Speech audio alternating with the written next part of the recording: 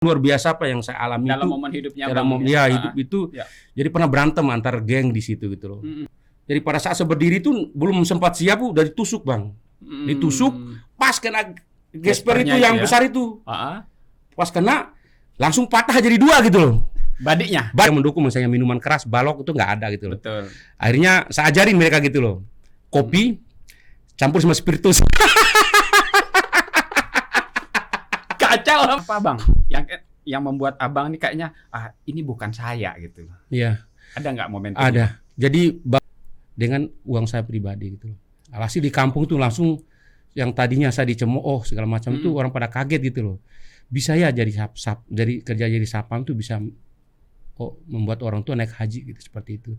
Itu yang prestasi yang menurut saya itu yang benar-benar udah enggak apa-apa enggak saya makan gitu. Yang penting Bapak Ibu naik haji dan alhamdulillah Bapak Ibu berangkat dua-duanya naik haji, Pak. Alhamdulillah. Itu.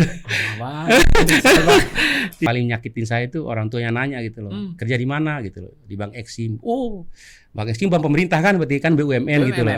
Berarti pegawai negeri kan gitu. Ya. Alhamdulillah gitu terus. Bagian apa gitu loh. Saya kan lantang aja bilang, ya satpam gitu. Langsung pada kaget semua gitu loh.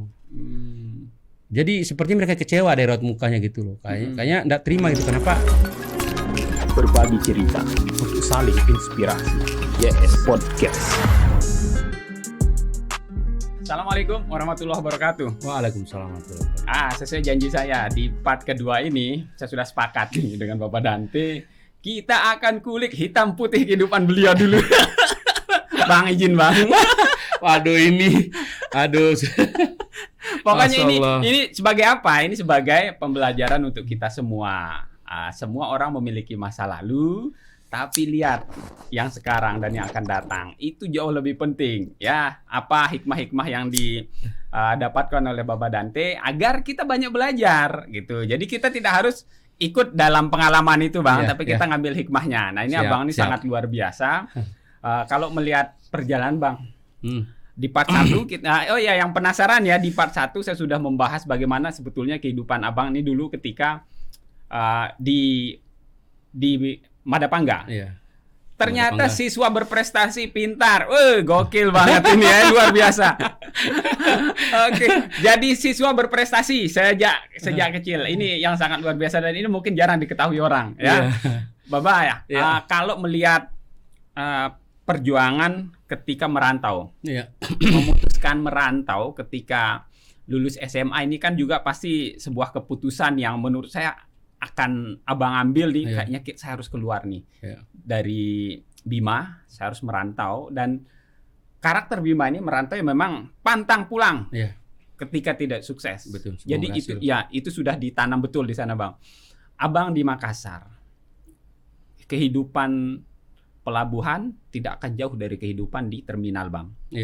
Jadi hiruk pikuknya, Bang boleh dipotret nggak? Bagaimana Abang dulu berada di lingkungan seperti itu.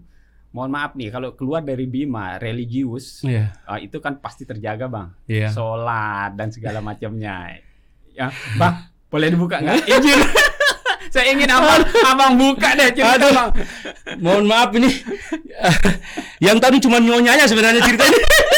Nggak ada orang tahu selain nyonya sebenarnya ceritanya, Masya Allah. Saya juga mau bagaimana melamar nyonya. Ya, astagfirullahaladzim, Masya Allah ya.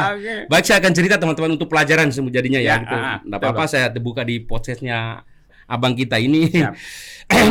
Jadi sangat kelam kalau diceritain begitu. Namanya kehidupan buruh, tukang becak segala macam itu kan, Bang. Ya luar biasa gitu. Karena siapa berlaku hukum rimba biasanya kan Bang. Betul. Siapa yang kuat itu yang akan berkuasa kan gitu. Jadi tidak berlaku sopan santun segala macam nggak ada berlaku gitu. Jadi sebenarnya kehidupan itu karena terpaksa harus ngikutin orang seperti itu.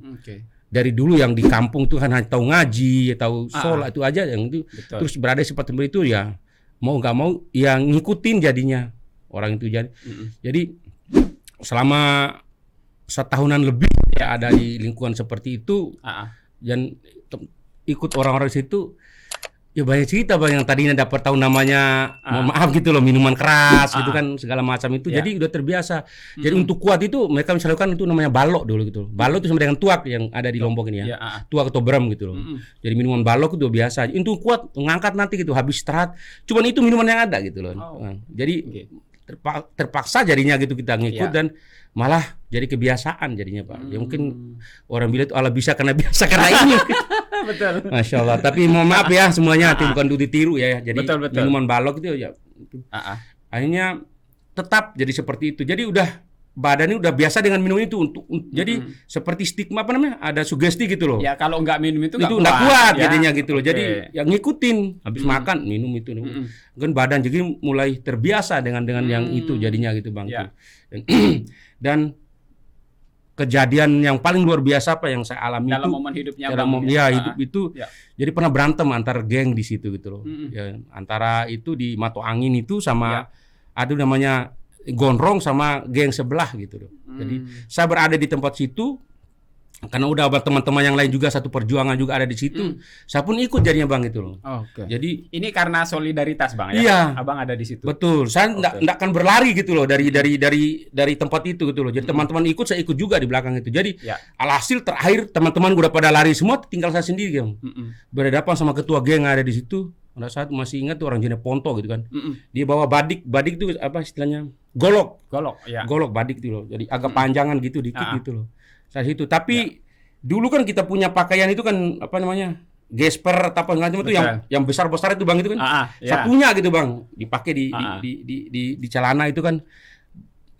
Jadi pada saat saya berdiri itu belum sempat siap udah ditusuk Bang. Ditusuk pas kena gesper itu yang besar itu. Pas kena langsung patah jadi dua gitu loh. Badiknya patah jadi dua. Saya momot bosnya saya. Apa istilahnya bahasa Indonesia itu momot apa? Ya, terperangah gitu loh. Loh, kok belum keluar perutnya gitu. Saya raba-raba gitu loh. Bukan apa ya? Bukan saya berani gitu, tapi saya malah ini kok belum keluar perutnya gitu karena itu perasaan saya tuh masuk gitu loh. Udah masuk gitu loh, tapi ternyata goloknya itu putus, patah jadi dua Bang. Jadi karena mengenai gespernya. Iya. Masih begini Pak gagangnya sama itu kan. Yang dikiranya sebagian udah masuk. Astagfirullahaladzim. Katanya patah jadi dua gitu loh. Terus yang tusuk itu langsung sujud gitu loh. Sujud gitu langsung di kaki itu bilang ampun bang itu loh. Sakti sekali gitu kan. Waduh sebenarnya sakti apaan gitu. Justru saya ketakutan gitu loh. Jadi saya sampai nggak ngomong apa-apa Bang gitu. Nggak ngomong apa-apa. Justru mau pulang gitu. Mau pulang supaya mau kencing. Mau ke kamar kecil gitu. Karena takut gitu loh. Mau pastikan benar apa enggak gitu loh kan. Ya luka apa enggak gitu loh. Karena baju saya tuh robek masalahnya luarnya gitu loh. Baju tuh robek gitu loh. Karena baju kan kotor nih dipakai untuk buruh itu loh. Saya pulang itu lihatin. Alhamdulillah enggak kenapa-apa, cuma agak merah dikit karena kedorong sama benturan ya. Ya, tapi kita lihat gasper itu memang agak lubang dia di ininya. Agak ini gitu loh. Dalam hati bilang seandainya itu masuk gitu loh. Udah selesai saya Bang gitu loh. Abang bisa selesai di situ. Bisa selesai gitu karena loh. Kan goloknya cukup panjang. Iya, cukup panjang Bang itu. Jadi sejak saat itu pulang itu saya baru istighfar Bang gitu loh. Baru mikir juga gitu loh. Kok ini dunianya lama-lama saya berada di sini gitu kan sayang gitu loh dalam hati saya gitu loh. Saya anak satu-satunya laki-laki gitu loh. Begini keadaan begini gitu loh. Mungkin disadarin gitu kan. Iya. Maka itu saya oke lah saya akan pulang ke rumah. Mungkin saya akan pulang ke Bima gitu loh. Walaupun dengan tidak sukses pikiran saya, tapi dalam hati bilang mungkin nanti masih bisa mungkin lamar pegawai negeri atau segala macam itu pikiran gitu loh. Saya akan pulang ke rumah gitu dan alhasil itu yang membuat saya harus balik ke Bima saat itu Bang itu. Setelah kejadian itu Bang, pertengkaran nih, dan Abang ini dilihat sebagai pemenang yang ada di situ. Ya, tahu sendiri, jadi raja Bang jadi. Jadi ketua geng di situ. Nah itu Bang. Jadi Abang ini ibaratnya kayak dapat berkah dari Gesper ya. menjadi orang yang sangat ditakutin gitu. Dihormati, dihargai. Mendapat tempat khusus Bang. Betul. Di tengah-tengah. Iyalah rokok makan gratis jadi semua siap gitu. Setelah itu jadi raja Bang. Jadi raja. Berapa lama Abang jadi raja di situ Bang? Dan bagaimana kehidupan sebetulnya ketika setelah diangkat ya, ini sakti, badi pun bisa patah. Nah, itu abang berada di zona nyaman loh. Artinya banyak orang menginginkan abang di posisi itu. Iya betul sekali. Karena semua orang menghormati. Betul ya. Gimana bang setelah kejadian itu? Ya cerita itu namanya kan ditambah-tambah sama orang itu loh. Tahu nggak itu orangnya gila itu, senjata tajam itu nggak bisa mempan segala macam itu kan. Di karang-karang pak ditambah-tambah segala macam. Karena yang melihat kan kasat mata dia ngelihat orang patah bang. Karena terbentuk cerita itu dari rambut gondrong dipanjangin, kalungnya besaran bang gitu. Kalung ya telinga ditindih juga bang, jadi punya anting gitu. Pokoknya preman ya. Preman lah gitu. Tapi untung enggak tato gitu bang, enggak tato gitu loh. Ya, jadi kelihatan orang. Tapi salahnya kalungnya itu kalung mohon maaf itu gitu. Salib. Ya, gitu. Jadi yang ini tapi dikasih sama orang itu bisa pakai ini lebih untuk lebih kuat lagi katanya. Ada teman Kristiani dari timur gitu loh. Nanti udah kuat lagi katanya. Saya pakai itu dan itu. Alhasil dibawa pulang sebagai bima juga jadi kalung itu.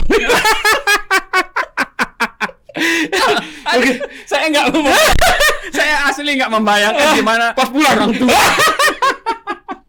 Ya Allah ya Rabbi. Aduh. Jadi sampai pulang itu turun di kapal orang pada kan rambutnya keriting bang gitu kayak Ahmad Albar itu loh. Diikat kalung pakai anting itu loh. Terus pulang ke kampung tuh banyak orang yang religius yang taunya cuman sholat.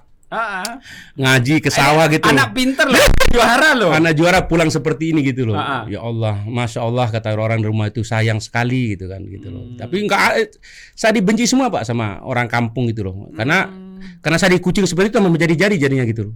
Oke. Ya betul, menjadi jadinya gitu. Karena dia masyarakat seperti tidak menerima saya gitu keadaan seperti itu loh. Tapi bapak bilang tolonglah cukur rambut gitu loh. Segala macam itu kan boleh lepas kalung gitu loh kan. Iya bang. Cukur rambut gitu, tetapi karena tetap diterima masyarakat tuh akhirnya apa kerjanya ya maling ayam, maling mangga gitu. Kayak premannya pindah dari preman pelabuhan ke kampung. Iya, pertama kali di kampung namanya ada geng-gengan gitu bang jadinya. Jadi anak muda-muda itu saya rekrut gitu kan. Jadi dulu nama saya kan Nikos nama saya dulu itu bang. Nikos kalau ya Nikos Alexander Robertus Peterwardana Setiawardana itu jadi panjang namanya. Saya rekrut anak-anak kampung tuh jadi di geng saya tuh bang. Jadi anak-anak kampung yang apa habis tamat sekolah segala macam kita bergeng lah di kampung. Pokoknya itu. anak-anak kampung yang aliran kiri bergabung semua. Dan hampir semua bergabung gitu loh. Dan abang ketua gengnya. Ketua gengnya gitu loh. Tapi kan di kampung kan enggak ada yang mendukung misalnya minuman keras, balok itu enggak ada gitu loh. Betul. Akhirnya saya ajarin mereka gitu loh.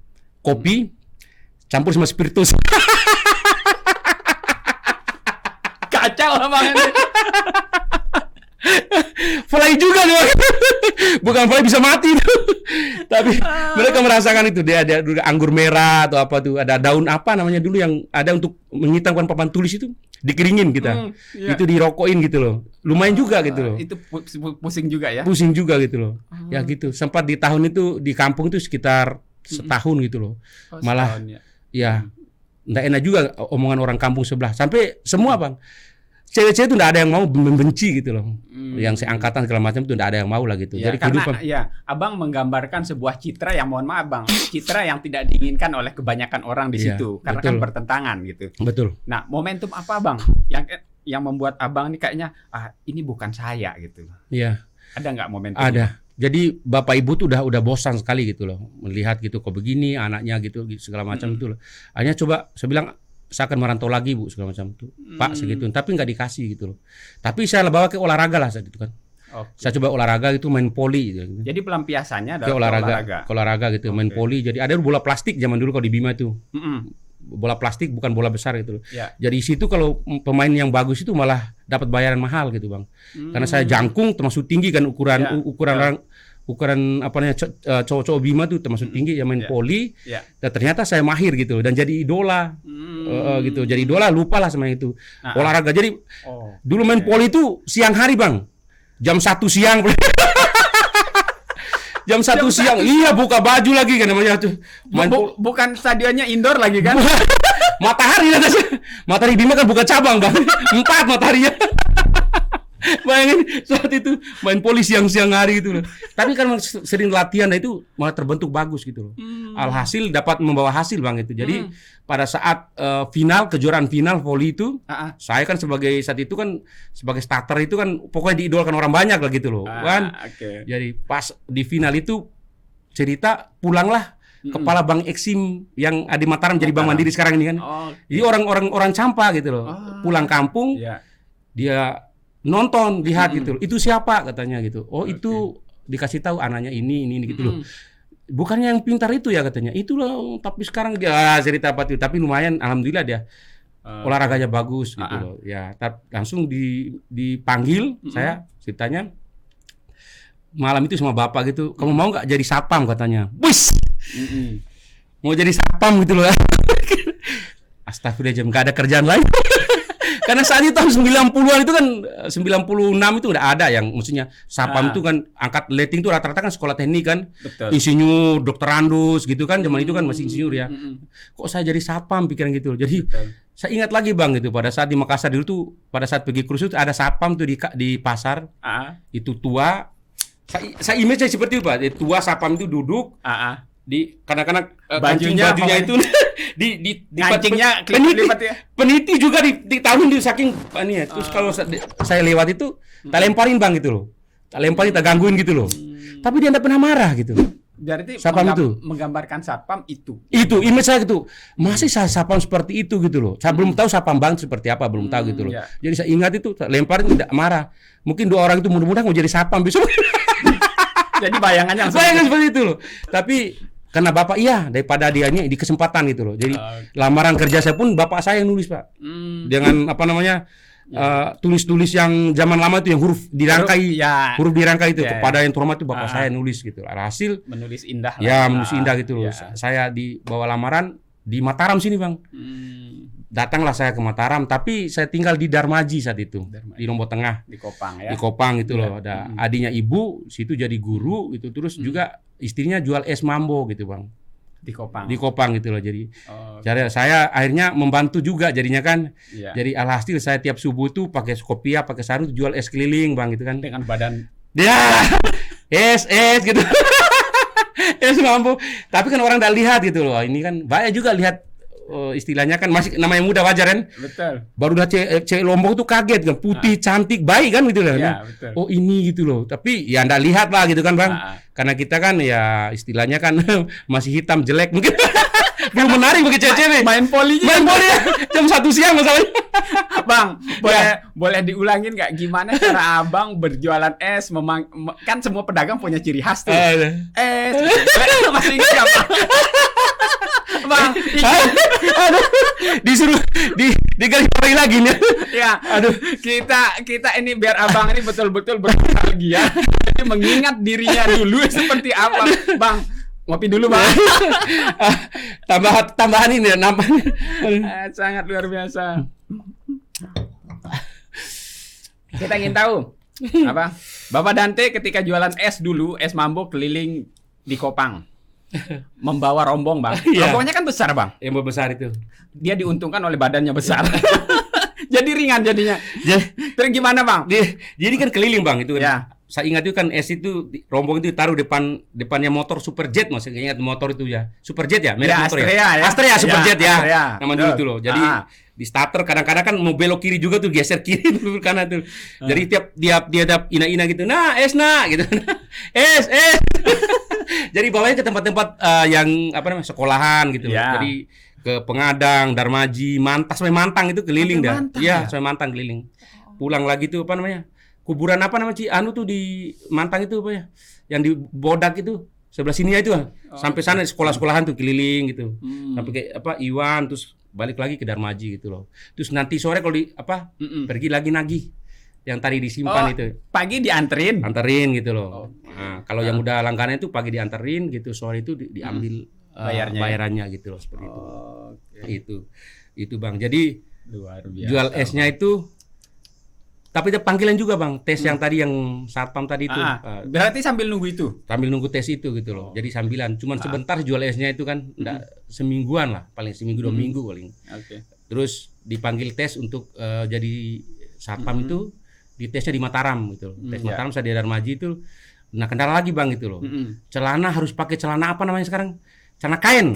Ya, saya belum punya celana kain. Warna gelap lagi. Warna gelap lagi. Baju putih, celana itu gitu loh. Jadi karena udah waktunya udah nggak ada itu, ambil celana bapak. diuntungkan tingginya sama sama bapak gitu loh. Iya, bapak saya Pak Abdullah namanya di Darmaji, mungkin teman-teman pasti tahu itu. Okay. Di belakang Puskesmas Darmaji rumahnya. Ambil celana bapak itu, tapi perutnya saya kan masih kurus dulu Bang. Okay. Tinggi 175, berat saya 56. Bapak udah agak gendut gitu kan. Iya. Jadi alhasil perutnya kan ini Bang, agak besaran. Besar. Ya. Jadi tahu tak supaya kecilin Bang. Kan ada waktu untuk ngecilin lagi Bang. Dan ya, tahu tuh. permak lah dulu Nggak ya. bisa permak itu. Aneh apa Bang? Tali rafia Bang. Diikatin antara ini, ditarik lurus. Baru ditutupin sama gesper. Alhasil depannya itu ketemu. Aduh, cerita jadi keluar mata saya Bang. Susah banget jadi hidupnya, ya Allah. Ya ini apa ya, biar tahu teman-teman ya. Jadi Bapak Danting itu inilah dia dulu. Ya Allah, susah. Sudah setel Ya, putih, bawah bawah hitam hitam gitu loh. Tapi di dalamnya rapia. Ya. Buat ngikat celana biar besaran. Iya, besaran karena ketemu dikit, makanya agak kerukut kelihatan gitu loh. Oh, jadi ya. nggak enak dipandang lah kan. Bagaimana mau dicari sama cewek gitu. Alhasil pada saat tes itu ternyata banyak Bang yang tes itu. Di bangsa itu ratusan orang gitu loh. Yeah. Ternyata pada saat penerimaan pegawai itu bagian kasir, bagian kredit, bagian sapam tuh jadi satu. Karena saat itu sapam tuh jadi sapam pegawai ternyata Bang. Oh gitu. Iya. Jadi tidak spesifik dia. Sapam. Pegawai tapi di bagian sapam. Oke. Itulah, jangan diterima cuma satu orang gitu Bang. Iya, jadi alhamdulillah nilai saya itu tidak mengecewakan Bang. Berarti pinternya ini betul-betul Abang jaga ini, membaca buku, membaca ini. Jadi walaupun preman tapi Abang tetap. Abang bayangkan aja Bang, pada soal itu yang 150 soal itu dikerjakan dalam tempo singkat-singkatnya, ada itu 100 nilai saya Bang. 100. Memang cerdas. Luar biasa, makanya bukan itu. Maka dipanggil khusus wawancara itu loh. Ini orang ini siapa gitu. Karena yang lulus bagian kasir pun tinggi nilai saya Bang gitu loh. Sampai ditawar ulang lagi, kamu mau jadi satpam atau mau jadi kasir. Itu loh, atau pegawai dalam gitu loh. Tapi saya bilang enggak, karena kan harus jadi sarjana gitu loh. Boleh di situ tapi harus jadi sarjana, tapi 3 tahun tuh enggak mungkin saya mengejar untuk hal itu. Itu lowongan untuk yang S1 untuk S1. Tapi Abang secara hasil tes ditawarin memenuhi gitu Bang. Ditawarin untuk gitu. Saya bilang tetap mau jadi satpam gitu. Tapi zaman dulu itu kan kita yang lain langsung kerja, saya satpam sendiri saya pergi pendidikan Bang. Dididik di Pusdik Polairut Jakarta Utara gitu loh. Itu saat itu Bang, mohon maaf Bang. Kalau satpam, kalau sudah pendidikan satpam seperti itu, saat itu Abang angkatan keberapa itu? Saya saat itu di Eksim tuh angkatan ke-5 Bang.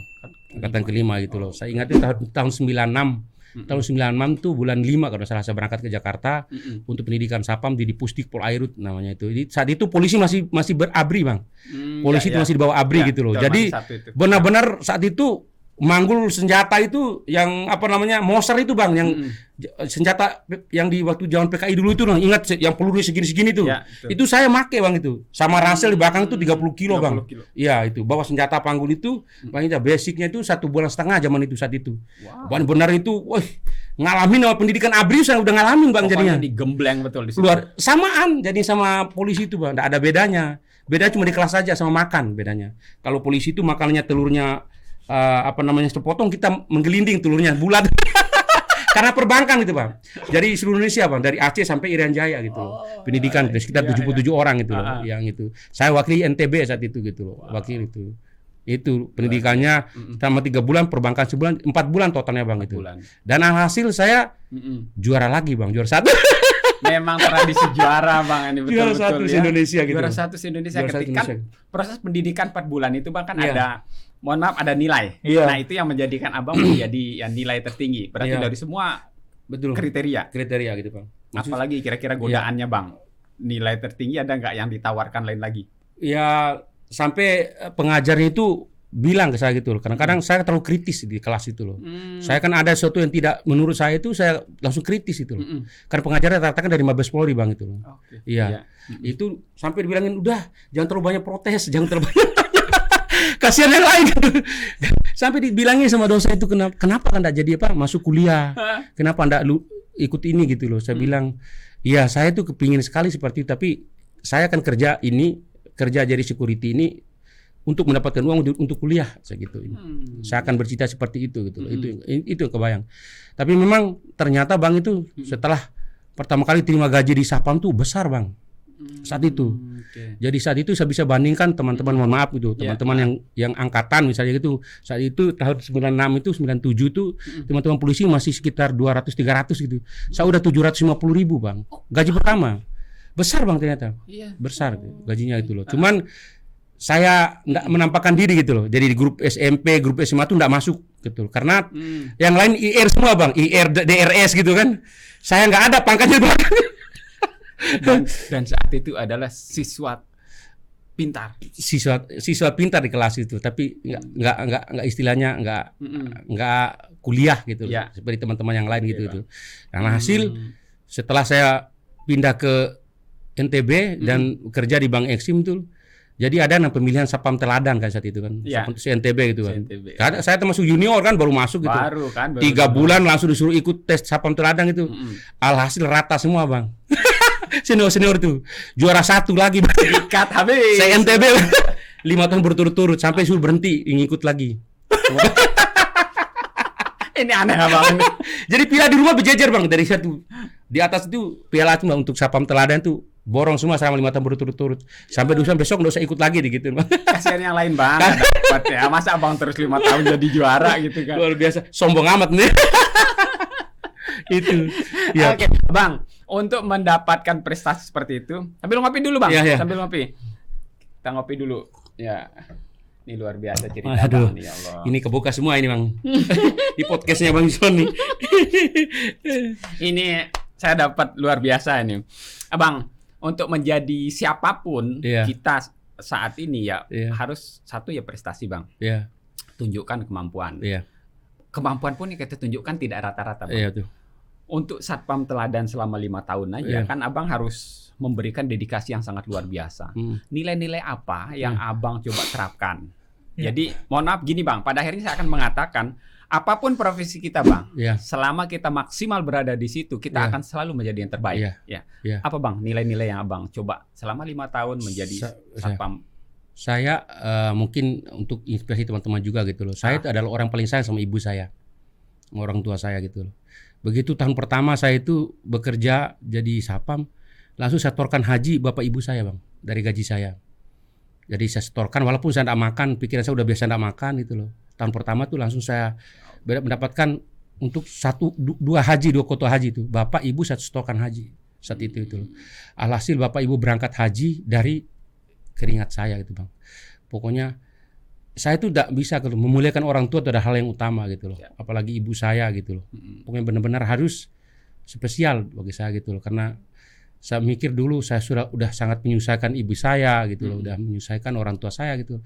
Saatnya saya harus berbakti gitu loh. Makanya niat pertama saya tuh bagaimana bapak ibu bisa naik haji ke Mekah dengan uang saya pribadi gitu loh. Alhasil di kampung tuh langsung yang tadinya saya dicemooh segala macam itu orang pada kaget gitu loh. Bisa ya jadi kerja jadi Satpam tuh bisa membuat orang tua naik haji gitu, seperti itu. Itu yang prestasi yang menurut saya itu yang benar-benar udah enggak apa-apa enggak saya makan gitu. Yang penting bapak ibu naik haji dan alhamdulillah bapak ibu berangkat dua-duanya naik haji Pak. Alhamdulillah. Itu. Iya. Allah Akbar.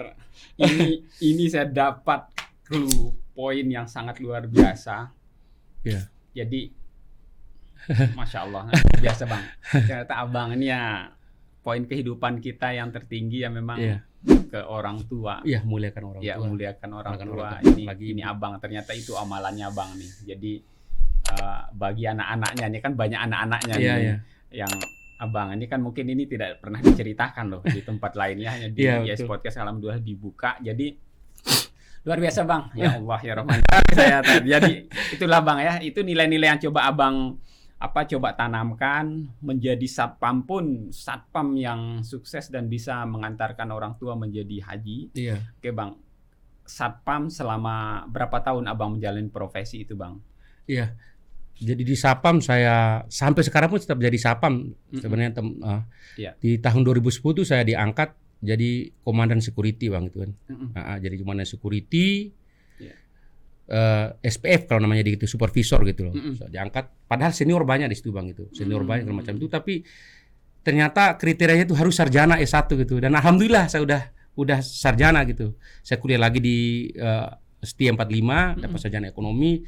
Alhamdulillah sarjana itu berguna dan saya dapat promosi jadi komandan security, Bang. Jadi Abang betul-betul ketika menjadi security, menjadi satpam itu juga sambil kuliah, Bang? Iya, sambil kuliah. Jadi setelah saya melunasi utang-utang saya untuk berangkat Bapak Ibu, saya ambil lagi uang itu untuk melanjutkan kuliah gitu, Bang. Karena pikir saya terinspirasi sekali, Pak, untuk jadi sarjana itu. Karena teman-teman yang lain paling enggak begini kalau orang Bima itu gitu loh. Katanya orang tua kita tuh bahwa orang berilmu tuh akan dinaikkan derajatnya lebih satu tingkat daripada orang. Itu kata orang tua. Karena di Bima tuh betul, Bang. Kamu mau enggak punya apa-apa, semua sarjana. 7 orang anaknya, 7 orang sarjana semua gitu, Bang. Di Bima gitu. Karena saya udah punya juga penghasilan, kenapa enggak sekolah? Akhirnya saya lanjutkan lagi untuk kuliah ke S1, Bang. Saya ambil manajemen keuangan di ST 45 gitu. Alhasil saya 3 tahun itu saya 3 tahun setengah lah, Bang, itu saya dapat S1 dan lulusnya juga lumayan, cum laude juga, Pak, 3,5 biayanya. Ini pintarnya enggak jadi apa ya, cerdas itu, Bang. Itu kan Abang kan tetap asah. Tetap asah, Bang. Ketika di proses pendidikan apapun Abang tetap kritis. Artinya selangkah lebih maju. Ya, selalu membaca buku, referensi kan itu Abang poin plusnya Abang itu. Lulus kuliah, Bang, satpam dan apa ya? Sekarang kan teman-teman insinyur Abang udah S1 kan. Jadi ya gimana, Bang? Tapi ada ceritanya lagi, Bang, enggak enaknya gitu kan. Enggak enaknya aja dia ketika memilih perempuan, Bang, memilih pasangan hidup. Jadi ya memilih pasangan hidup itu. Karena orang Bima rata-rata dijodohin, Bang. Ya, saya disuruh pulang sama ibu bapak, ayo pulang dulu katanya. Jadi pada saat kita kerja itu uang udah ada nih, Bang, udah ada punya gitu lah. Jadi dari style itu istilahnya udah fitness, udah badan bagus. Ya saya kira mungkin saya paling gagah saat itu. Parlente lah gitu. Kala apa Sahrul Khan kalau film ini. Tapi pulang ke Bima gitu terus dijodohin, tapi saya nggak tahu gitu kalau dijodohin deh. Setelah pulang bapak ibu ajak, ayo kita pergi bertamu gitu loh. Ke rumah cewek gitu loh, ke rumah keluarga cewek gitu loh. Betul. Sampai di rumah keluarga cewek itu udah ditungguin orang banyak ternyata. Itu masih ingat itu dia kalau saya sebut nama kita, dia profesinya bidan gitu. Diajak kita ke sana, ke tempat cewek itu udah ditungguin orang tua keluarganya. Pas turun gitu kan, namanya style kita ya dari Mataram kan ya kacamata gak gitu loh. Wih, dia gagah kata orang itu kan. Saya pura-pura aja dengar gitu kan ya. Tapi itu masih pakai motor, Bang, itu belum punya apa-apa gitu kan itu. Masuk cerita-cerita, oh ini anaknya gitu. Iya. Pada saat pertanyaan itu yang paling nyakitin saya itu orang tuanya nanya gitu loh. Kerja di mana gitu loh. Di Bank Eksim. Oh, Bank Eksim bank pemerintah kan, berarti kan BUMN gitu loh. Berarti dia pegawai negeri kan gitu. Alhamdulillah gitu. Terus bagian apa gitu loh. Saya kan lantang aja bilang, ya satpam gitu. Langsung pada kaget semua gitu loh. Jadi seperti mereka kecewa dari raut mukanya gitu loh. Kayaknya enggak terima gitu. Kenapa enggak bagian lain gitu loh. Karena ya rata-rata ya orang Bima itu harus pegawai negeri, dan walaupun honor itu mereka harus milih yang pegawai negeri atau mungkin yang berseragam gitu loh. Jadi alhasil nggak diterima lamaran itu. Gitu. Ekspresi Abang saat itu apa ya? Saya juga kasihan lihat mama gitu, lihat Umi, lihat Aji gitu yang istilahnya aduh kok ini gitu loh kita kan di luar ekspektasi. Iya, di luar ekspektasi tanya ditolak gitu loh. Saya bilang udah saya mungkin akan berjodoh sama orang Bima gitu loh. Makanya kenapa sejak saat itu maaf teman-teman tahu saya tidak pernah lagi sama cewek-cewek Bima gitu loh. Ditolak gitu loh. Karena saya itu kan mungkin dari itu. Itu bukan menjadi alasan saya kayak balas dendam gitu. Setiap kali pulang, Bang, itu saya akan menikah dengan orang kaya, pikiran saya. Makanya saya cari nasabah prioritas yang banyak uang, dan ketemulah nyonya sekarang ini. Itu dari dendam dari situ, Bang, itu. Bang, luar biasa. Udah ya ketemulah sama nyonya sekarang itu gitu ya. Saat itu udah sangat luar biasa, dia kuliah aja udah pakai mobil Baleno gitu kan. Iya, dari nasabah prioritas lah gitu. Nah, ceritanya kan udah tahu nih kalau nasabah prioritas kan fasilitasnya memang lain. Iya, betul. Buka rekening aja miliaran. Iya, betul. 1 M ini betul. Buka buku rekening itu. Jadi kan udah tahu tuh. Iya. Sementara pakai Astrea dulu ya. Shogun. Oh, Shogun. Pakai Shogun Abang dulu ya. Iya. Apa yang kepikiran di Abang ya? Satu karena memang ada motivasi ya. Kan tidak salah kita kan ada pengalaman melihat Umi sama Aji ya yang mohon maaf terpaksa kecewa dengan Kecewa, ya. kan setelah itu kan berarti beliau pasti ya silahkan diserahkan Siap, kan? serahkan ke saya. Nah Ya. itu udah kalau udah diserahkan kan abang harus bertanggung jawab nih, Betul. cari gitu Iya. dan ketemu melihat Iya. orang yang tepat. Iya. Gimana ceritanya Shogun ngejar Shogun ngejar Baleno ya. ngejar Baleno ini nggak masuk akal menurut saya. Luar biasa karena usaha gitu bang. Usaha. Berbagi cerita untuk saling inspirasi. YS Podcast.